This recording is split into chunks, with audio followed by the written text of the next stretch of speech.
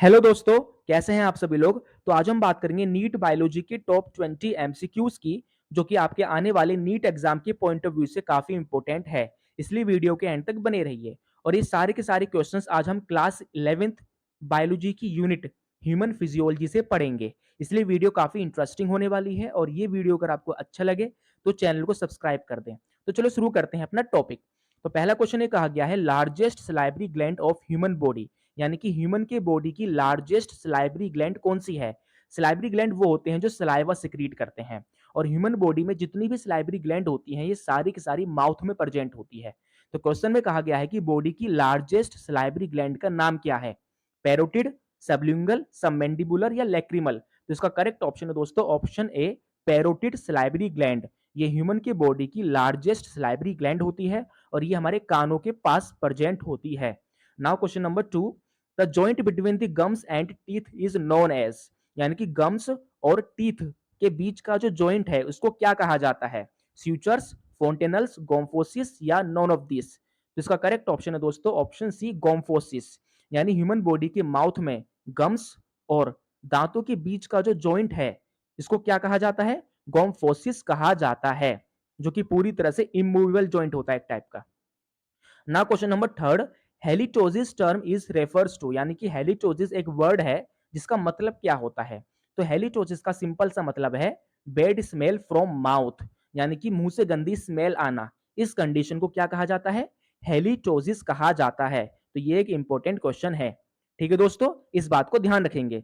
Now question number 4, the surgical removal of the uterus is known as, यानी कि uterus को जब female की बॉडी से सर्जिकली रिमूव कर दिया जाए तो इस कंडीशन को क्या कहा जाता है। ऑर्किडेक्टोमी, उफ्रेक्टोमी, हिस्ट्रेक्टोमी या कोलेसिस्टेक्टोमी। तो इसका करेक्ट ऑप्शन है दोस्तों ऑप्शन सी, हिस्ट्रेक्टोमी। यानी कि फीमेल की बॉडी से उनके यूट्रस को सर्जिकल रिमूव करने के प्रोसीजर को क्या कहा जाता है, हिस्ट्रेक्टोमी कहा जाता है। ठीक है दोस्तों। Now question number 5, the length of the female urethra, human female में जो यूरेथ्रा की जो लेंथ है वो अप्रोक्स कितनी होती है।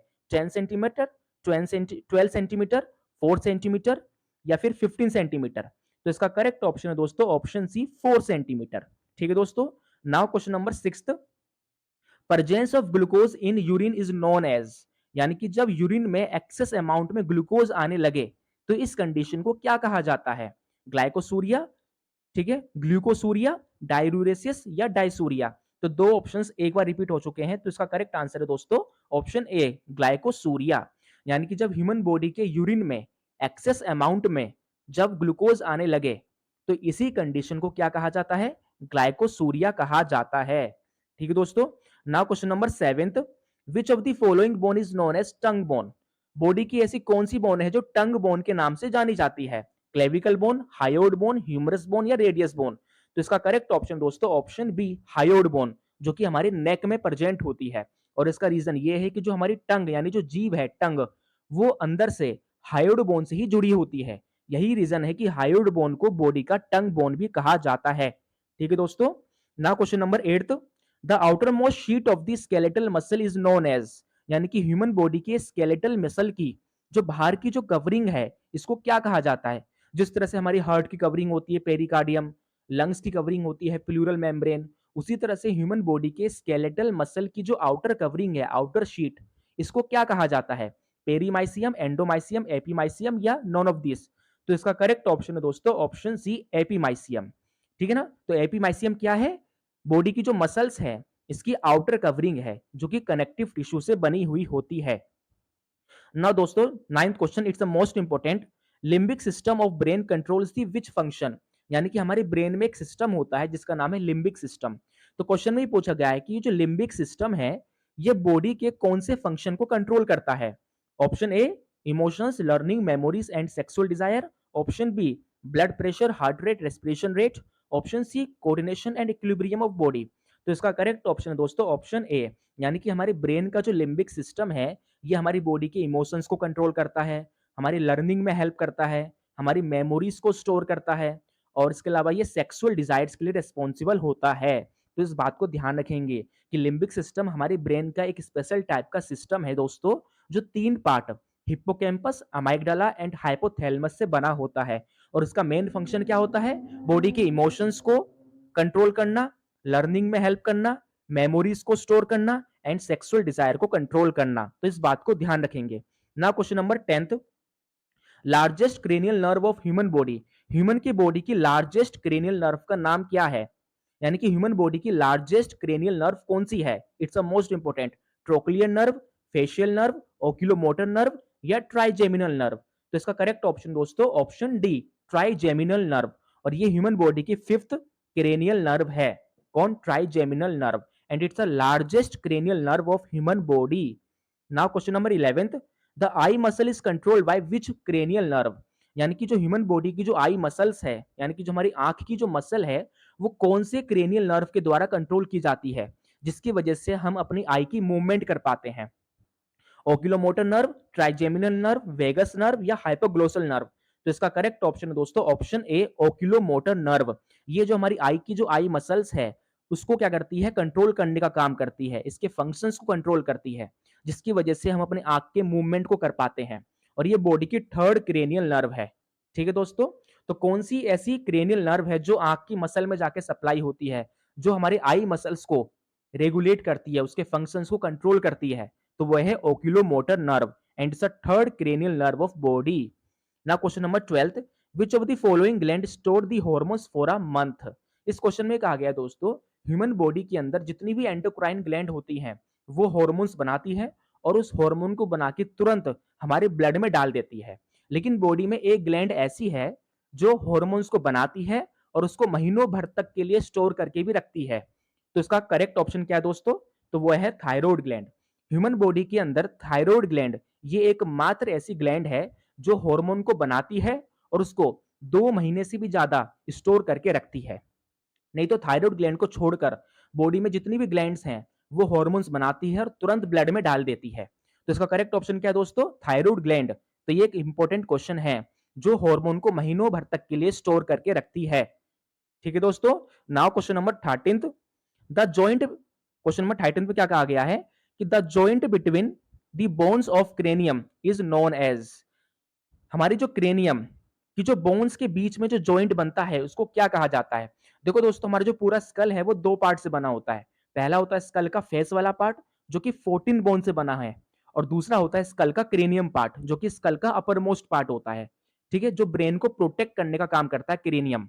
ठीक है ना। तो जो क्रेनियम की जो बोन्स हैं, parietal bone, frontal bone, occipital bone, इनके बीच का जो जॉइंट होता है, जो कुछ इस तरह से होता है जिगजैग की फॉर्म में, इस जॉइंट को क्या कहा जाता है? तो इसका करेक्ट ऑप्शन है दोस्तों ऑप्शन डी, स्यूचर्स। तो कह सकते हैं कि ह्यूमन बॉडी की क्रेनियम की बोन्स के बीच में, यानी parietal bone, temporal bone, occipital bones, इन बोन्स के बीच का जो जॉइंट होता है, इसको स्यूचर्स कहा जाता है। ठीक है दोस्तों, इस बात को ध्यान रखेंगे ना। Question number 14th, the cranial nerve carries the signal from eyes to the brain for vision. यानी कि हमारी आंख में, यानी हमारी आई की रेटिना में जो सिग्नल्स क्रिएट होते हैं विजन के लिए, इमेजेस के लिए, इस सिग्नल को ब्रेन तक बॉडी की कौन सी क्रेनियल नर्व है जो ले जाती है, जो विजन के लिए रेस्पॉन्सिबल होता है? Optic nerve, olfactory nerve, trochlear nerve या एब्डुसेंस नर्व। तो इसका करेक्ट ऑप्शन दोस्तों ऑप्शन ए, ऑप्टिक नर्व। यानी कि हमारी आंख में जो बनने वाली सिग्नल्स होते हैं, ठीक है ना, ये ऑप्टिक नर्व क्या करती है? उस सिग्नल को हमारे ब्रेन के सेरिब्रम के ऑक्सीपिटल लोब तक ले जाती है, जहां पे विजन सेंटर होता है, जिसकी वजह से हम किसी चीज को देख पाते हैं। ठीक है ना। तो ये सिग्नल कौन कैरी करता है from eye to the brain? तो वो करता है ऑप्टिक नर्व, जो बॉडी की सेकंड क्रेनियल नर्व होती है। ठीक है दोस्तों। Now question number 15th, which artery supply oxygenated blood to the head, neck and brain. यानी ह्यूमन बॉडी की ऐसी कौन सी आर्टरी है जो हमारे हेड, ब्रेन और नेक को ऑक्सीजनेटेड ब्लड सप्लाई करती है? Carotid coronary artery, hepatic artery, phrenic artery या कैरोटिड आर्टरी? तो इसका करेक्ट ऑप्शन दोस्तों ऑप्शन डी, कैरोटिड आर्टरी। ये ह्यूमन बॉडी के हेड, नेक एंड ब्रेन को ऑक्सीजनेटेड ब्लड सप्लाई करने का वर्क करती है। ठीक है दोस्तों। Now question number 16th, the outer most layer of alimentary canal is known as. यानी कि हमारी एलिमेंट्री कैनाल की जो आउटर मोस्ट लेयर है, इसको क्या कहा जाता है? एलिमेंट्री कैनाल, जिसमें हमारा पूरा डाइजेस्टिव पाथवे होता है, ठीक है ना। तो एलिमेंट्री कैनाल की आउटर मोस्ट लेयर को क्या कहा जाता है? म्यूकोसा, सबम्यूकोसा, मस्कुलरिस या सिरोसा? तो इसका आंसर है दोस्तों serosa. Now question number 17th, which of the following part of nephron occurs most reabsorption from filtrate. यानी कि हमारे नेफ्रॉन का ऐसा कौन सा पार्ट है जहां पर सबसे ज्यादा रीएब्जॉर्प्शन होता है। देखो दोस्तों, हमारे ब्लड से जो गंदगी आती है नेफ्रॉन में, उसे फिल्ट्रेट कहा जाता है। अब उस फिल्ट्रेट के अंदर बहुत सारी यूजफुल सब्सटेंस भी होते हैं, like glucose, amino acid and essential ions होते हैं, तो इनको दोबारा ब्लड में जाना होता है। तो नेफ्रॉन के कौन से पार्ट से ये सारे सब्सटेंस दोबारा ब्लड में चले जाते हैं, इस प्रोसेस को रीएब्जॉर्प्शन कहा जाता है। तो कौन से पार्ट में सबसे ज्यादा रीएब्जॉर्प्शन होता है नेफ्रॉन के? Distal convoluted tubule, Bowman's capsule, proximal convoluted tubule या कोलेक्टिन डक्ट? तो इसका आंसर है दोस्तों option C, proximal convoluted tubule में सबसे ज्यादा रीएब्जॉर्प्शन होता है हमारे सब्सटेंसेस का from filtrate. Now question number 18th, the role of antidiuretic hormone in kidney. हमारी किडनी में एक हार्मोन होता है जिसका नाम है एंटी ड्यूरेटिक हार्मोन। ये एंटी ड्यूरेटिक हार्मोन बनता पिट्यूटरी ग्लैंड में है और सिक्रीट कहां होता है? किडनी के अंदर। तो किडनी में इस एंटी ड्यूरेटिक हार्मोन का काम क्या होता है? तो इसका मेन फंक्शन होता है कि हमारे किडनी के नेफ्रॉन में जो गंदगी है, फिल्ट्रेट, उस फिल्ट्रेट में जो वाटर है, उस वाटर को ब्लड में वापस भेजना, यानी कि वाटर के रीएब्जॉर्प्शन में हेल्प करना इनटू द ब्लड, ताकि बॉडी से कम वाटर निकले in the form of urine. तो एंटीड्यूरेटिक हार्मोन का मेन फंक्शन क्या है? रीएब्जॉर्प्शन ऑफ वाटर, यानी कि किडनी के फिल्ट्रेट में जो हमारा वाटर है, उस वाटर, किडनी की फिल्ट्रेट में जो वाटर है, उस वाटर को ब्लड में वापस भेजना, उस वाटर को ब्लड में रीएब्जॉर्ब करवाना, ये मेन फंक्शन होता है एंटीड्यूरेटिक हार्मोन का। और ये बनता कहां पे है? ये हमारे पिट्यूटरी ग्लैंड में बनता है। इस बात को ध्यान रखेंगे। Now question number 19th, the end part of the long bone in human body is known as. यानी कि ह्यूमन बॉडी में जो लॉन्ग बोन्स होते हैं, उन लॉन्ग बोन का जो एंड वाला पार्ट है, ठीक है, जैसे मान लीजिए कि लॉन्ग बोन है ये, सपोज, ठीक है ना, इस तरह से, ठीक है, इस तरह से होता है कुछ अप्रोक्स लॉन्ग बोन। तो लॉन्ग बोन में जो एंड वाला पार्ट है, इसको क्या कहा जाता है?